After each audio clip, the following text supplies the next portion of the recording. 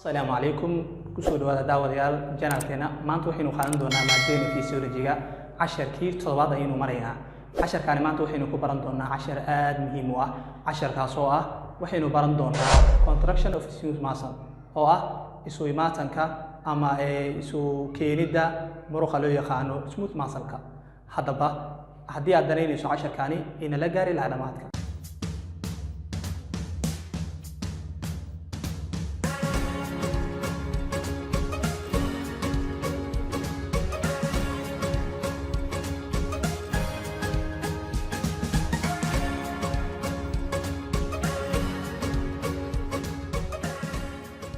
murqaha jirkeena ku jira waxaa loo qaybiyaa saddex qaybood. qaybta kood waxaa loo yaqaanaa kuwa ku dhegan lafaha oo loo yaqaano skeletal muscle, kuwa gaar oo ah wadnaha oo loo yaqaano cardiac muscle, iyo qaybta saddexaad oo iyagana tan aynu maanta ka hadlayno waa iyadana smooth muscles oo laga helo sida mandhicirada, caloosha. haddaba haddaynu sheegnay in murqaha jirkeena saddexdaas u kala baxaan, smooth muscle siduu u sameeyaa contraction intaynu ka hadlin ka hor ogsoonow in maanta casharkan uu ku saabsan yahay introduction iyo mechanism of contraction. labadaasi qaybood baan ku gorfayn doonaa casharkeena maanta. muruqani loo yaqaano smooth muscle magaca labaad uu leeyahay waxaa loo yaqaanaa involuntary muscle. muruqani waxa uu inta badan muujiyaa microscope marka lagu fiiriyo inuusan lahayn striated oo ah jeexjeex. muruqaha waxaa loo qaybiyaa marar kalena sida haddaynu usoo qaybinay mar kalena waxaa loo qaybinaa striated muscle iyo non striated muscles. striated muscleska waa murqaha leh markii la fiiriyo ama microscope ahaan loo fiiriyo ama la arkaba seedo loo kala yaqaanaa xariiqamaha cadcad ay ku dhex yaala muruqa. muruqani waxa uu sameeyaa si tartiib ah ayuu u sameeyaa contraction of smooth muscle. shaqooyinka uu qabto smooth muscle-ka waa ay badan yihiin balse waxaynu kusoo koobaynaa saddex qodob oo muhiim ah. qodobka koowaad ama shaqada koowaad uu qabto muruqani waa waxa uu caawiyaa digestionka oo dheefshiidka inuu dhaco iyo in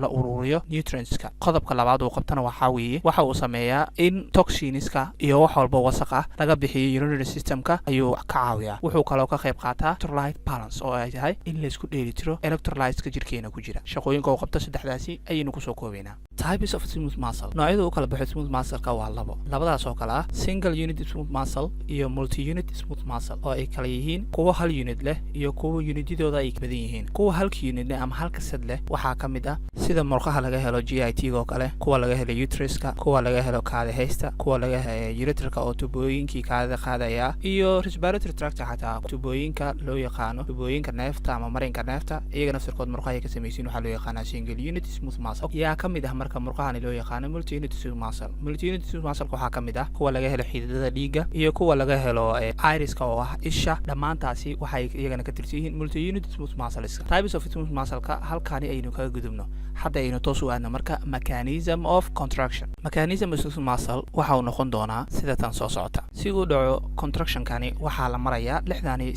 stepka koowaad waxa weeye cytosolic calcium in increase lagu sameeyo oo ay macnaheed tahay in soo deynta calciumka la badiyo. calciumta waxay ka imaanaysaa markani banaanka waa extracellular fluidka iyo selka gudihiisa ah, khaasatan storage of calciumta goobta loo yaqaano locationkaasi oo ah sarcoplasmic reticulumka ayay ka timaadaa.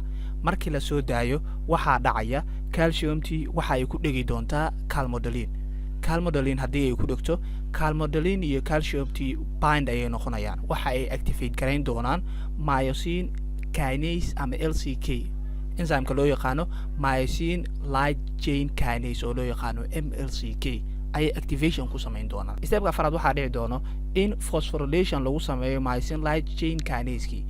enzymekii waxaa ku dhegnaa phosphate ayaa ku dhegnaa. phosphate-ka ayaa la samaynaya waa laga fujinaya.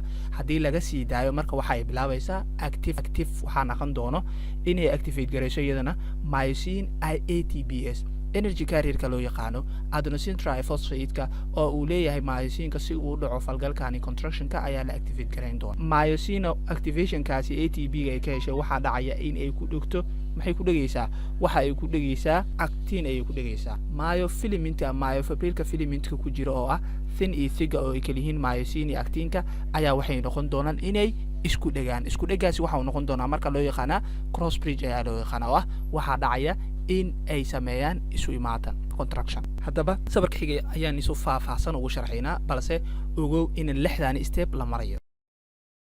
mar kale aynu u sharaxno marka sawirkani labaad waxa uu inoo cadeynayaa mechanism of muscle contractionka shantan ayuu u kala baxaa fastly laakiin ogaa waxa uu kasoo bilowdaa nerve innervation oo ah neerfa inuu dareen geliyo smooth muscle-ka kadib ayaa waxay bilaaban doonaan shantan stepka koowaad waxaa dhacaya calciumta ayaa la soo deynaya calcium see loo deynaya calciumka waxaa laga soo deynaya circulatory reticulumka iyo extracellular fluidka ayaa laga soo deynaya bind ayay sameynaya stepka labaad marka waxay ku dhegi doonaan calmodulin iyo calcium isku dhegin waxay innervate gareyn doonaan enzymeka loo yaqaano myosin light chain kinase kadib myosin light chain kinase kasana waxa uu sameyn doonaa waxa uu active ka dhigi doonaa myosinkii ayuu active ka dhigi doonaa myosin active haddii laga dhigo waxaa meesha laga saarayaa mlck waxaa meesha ka saarayaa phosphorylation ayaa dhacaya oo ah micnaheeda adb ayaa meesha laga saaraya atb myosin ayaa active noqonaya hadduu adb meesha laga saaro atb myosin active uu noqdo waxaa dhacaya in actin iyo myosin ay isku dhegaan kadib uu bilowdo oo ah muscle tension ayaa bilaabnaya muscle contractionka ayaa meesha ka bilowday hadda marka processka inta ayuu ku egyahay waxaan filayaa inaad fahantay casharkeeni ayaa halkaan inoogu dhamaaday casharkan casharka xiga intaynu ku kulmayno waxaan idinkaga tegayaa assalaamu calaykum